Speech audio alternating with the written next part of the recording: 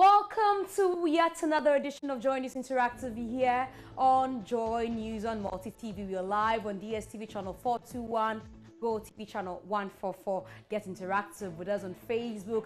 Our page is Joy News on TV. My name is Miss G, the Entertainment General, and ready to read your comments on some of the trending stories on social media. Now, let's start off with an issue that has been on our airways for days now. I'm sure you remember the death of Captain Mahama, now Major Mahama. President Akufo-Addo on Monday posthumously promoted him to Major. Now we hear government intends setting up a monument in his honor. Let's read your comments on this on Facebook. Now, Bambaki Samet says, a good move indeed. His death and gentleness will forever remain in the minds of Ghanaians, and he could have wasted a lot of lives to save his own, but he didn't do that. Whatever the government would do to his honor, to honor this gentleman, I support. And Rokweku says, then he should name him after a street in Accra or make his father his defense minister. Now we all know how to become a hero in Ghana. Get someone to lynch you. That's not fair to say. And Akake says, I think it's a good idea. We should even celebrate him yearly. And Seidu says the location should be the town where the incident occurred to remind the people of their wickedness. And rest in peace, gallant soldier. Urban roads, Adenta fixed the bad roads in Jane Ayo near American House. Okay.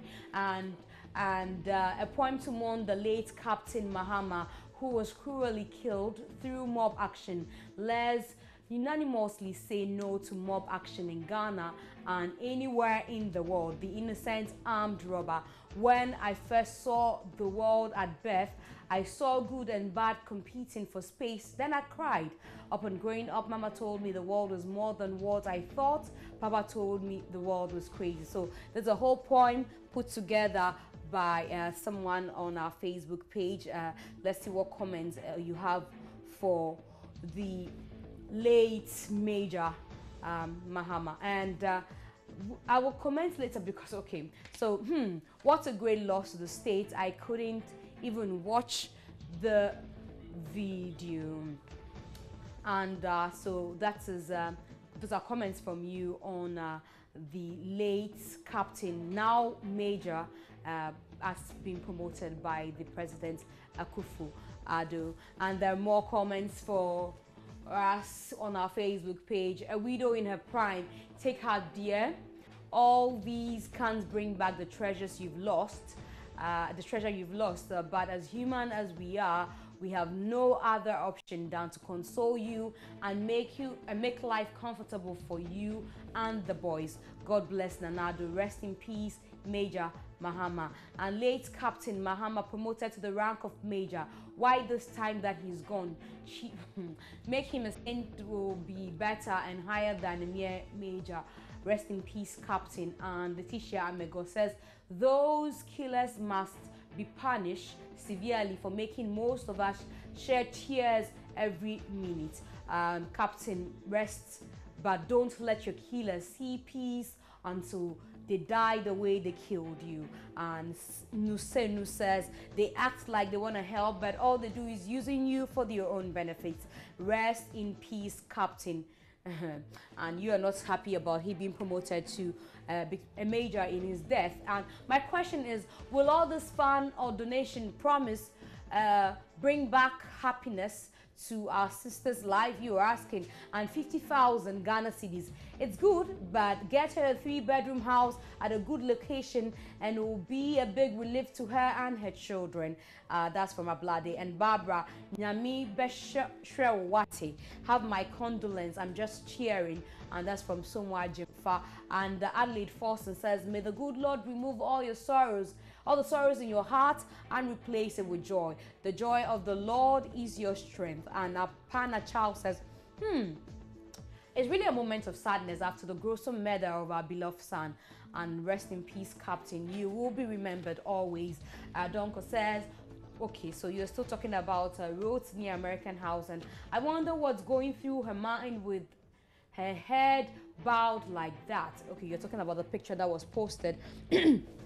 Please make sure the funds actually get to her and her children. If possible, put it in her personal account. Yes, we hear about 30,000 of that money will be placed in the personal account of Barbara.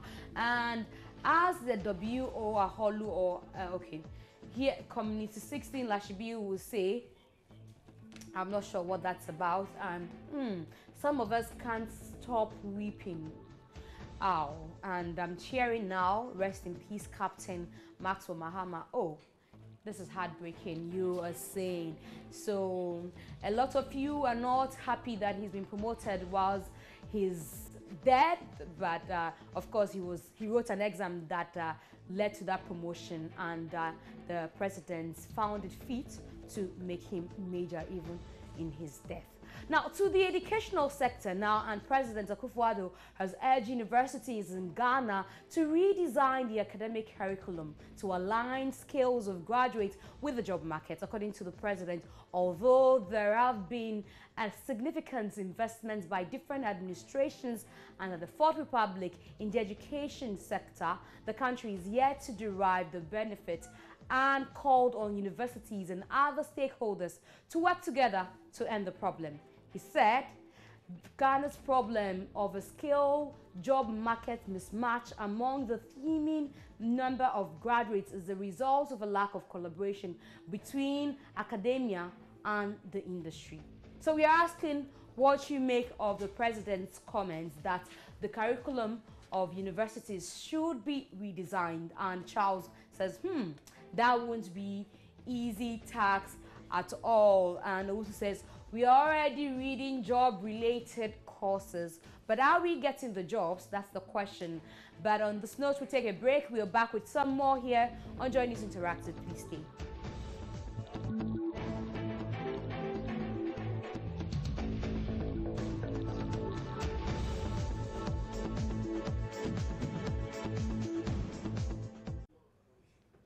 Welcome back. And yesterday we were hit with news of the death of Ivory Coast Sheikh Tioti.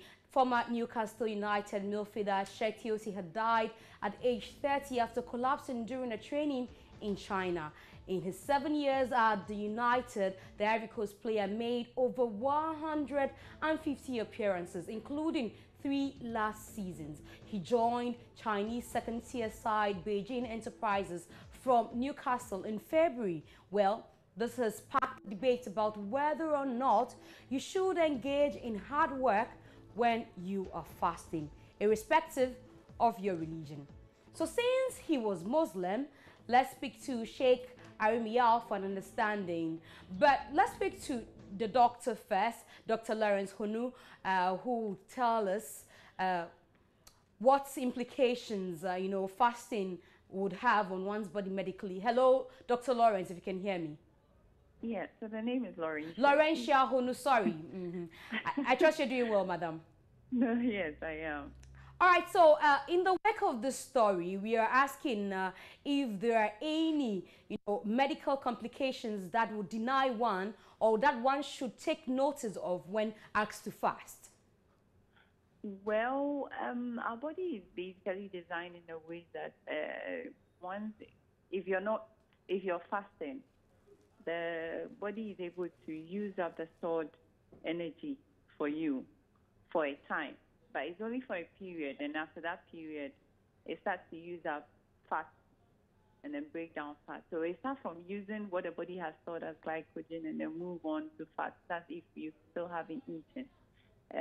This fasting thing is a religious thing and it's been going on for long. So there isn't much complication with it unless you have a medical condition. One is if you have ulcer, it wouldn't be advisable for you to be fasting.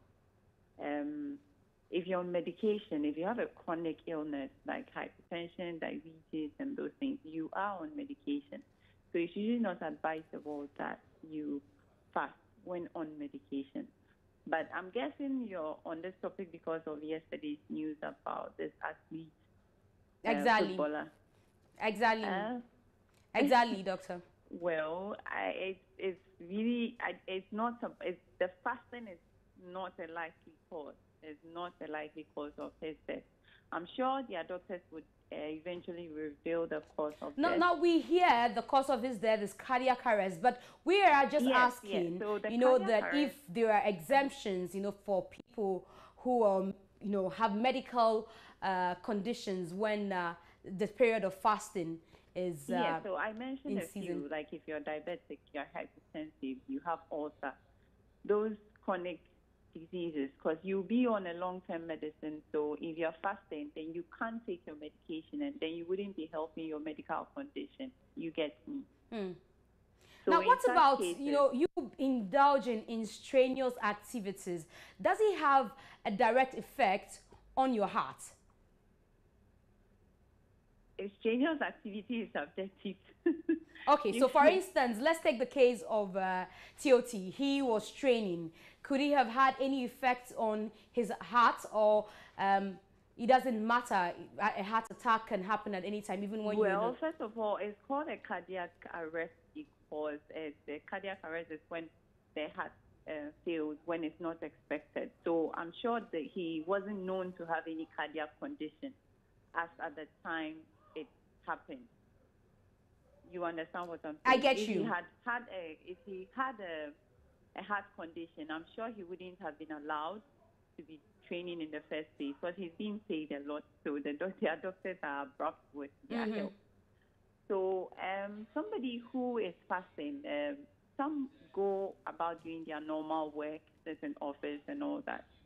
But there's a limit to what you can take when you are fasting, because you don't have, you're only using stored energy. So there's a limit to what you can take. And the body will definitely react when the body can't take you to where you want to take. Let's say I'm fasting and I've gone to the gym and exercising.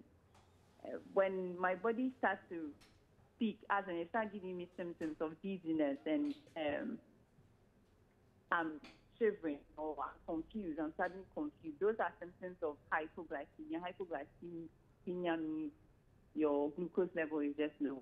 So if you are getting those symptoms as when you are doing this exercise, that just means that you can't take it. So they can only know when you're doing this and your body reacts.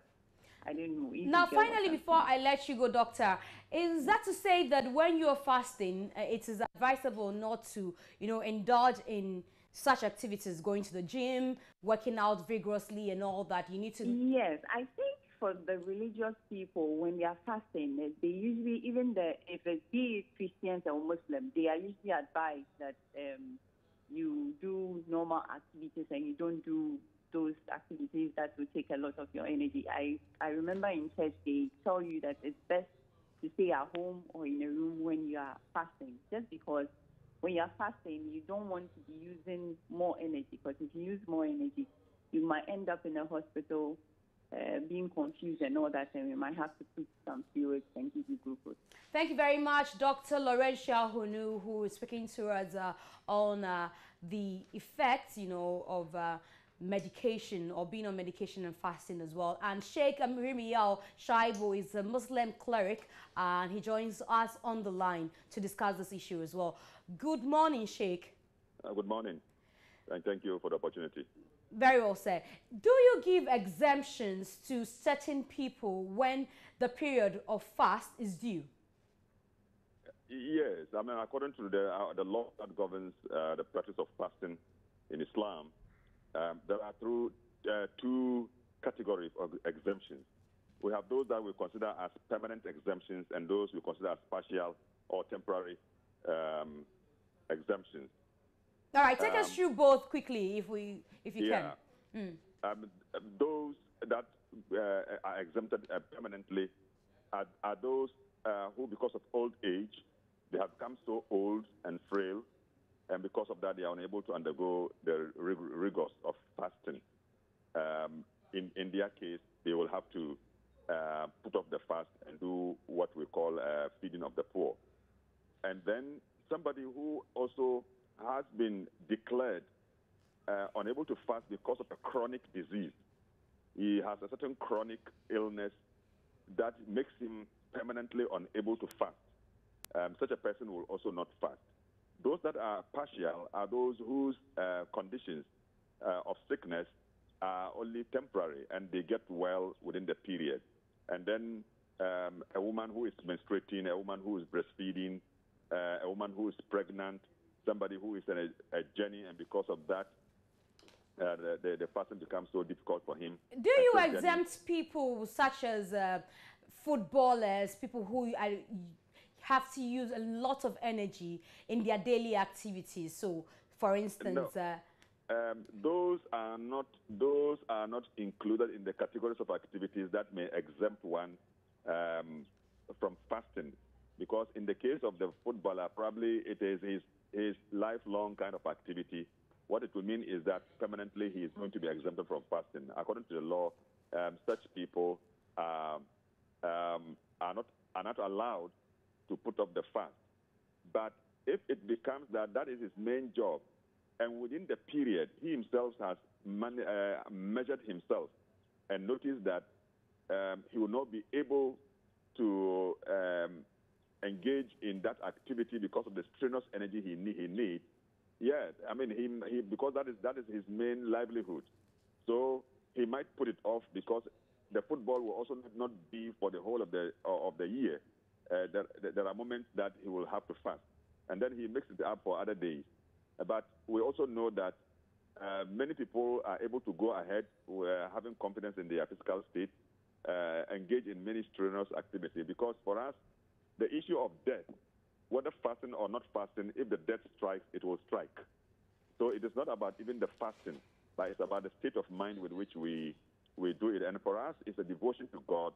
And once football, in which the game is not part of the list of activities that may exempt one from fasting. Now, in the wake of this, is it going to be considered as one of the things that you might want to inculcate or stress on, that if you know you're going to be involved in anything strenuous, you might want to exempt yourself for some days? Yeah, I mean, because we don't want to make it also a general rule, because the conditions differ from one person to the other. You might, if you roll the tape back in the life of the gentleman who has passed away, you might get to know that a record will show that from the years past, he has been fasting in his life, and there had never been any incidents in his life. So it depends on the individual and his condition at the particular moment of fasting. If he thinks that it is a problem for him, then he may put it off. But if you go to the Quran, he said that even under such difficult conditions, you may go ahead and fast if you know the benefit that you will derive from it. Thank you very much, Sheikh Arimi Yao Shaibu, who joined us with more insight on what the Quran says about fasting and what conditions are exempted. But let's see what you have been saying on Facebook. And Baton Nuabete says, I think there should always be a free medical screening for all Muslims 2 weeks before the fasting, so they'll be educated on whether they are medically fit to undergo the month fasting. A friend just died, and I'm suspecting it has something to do with the fasting. And a lot of comments concerning fasting and all the things that come with it and how prepared people are in this season. But it's not based typically on the Muslim fast. The Christians do fast as well, and some traditionalists also do fast. So all of us are taking clues from these events. And away from this, let's ask a simple question. Now, why would you want to marry? Why would you marry? Let's see your reactions on Facebook. I'll marry just because I want a companion. Since a friend cannot occupy and assist me all the time, I have to get myself involved in a relationship in order to bring forth children and to fulfill my lifestyle in society. And Jaka says, I'll marry because God has instituted marriage between man and woman. So who am I not to follow God's word and play? I like the way he puts it. Play no day our eye top for love, companionship, and procreation, and to avoid spending unwisely, says Enoch Obin. So people are reacting and telling us why they will marry. I'm sure you'd also want to know why I'll get married. I'll tell you on the day I'm getting married. That'll be it for Joy News Interactive today. My name is Miss G. There's still more to come on this channel. Catch me later in the evening on Joy News Prime with entertainment. Have a great day. But we're leaving with our picture of the day.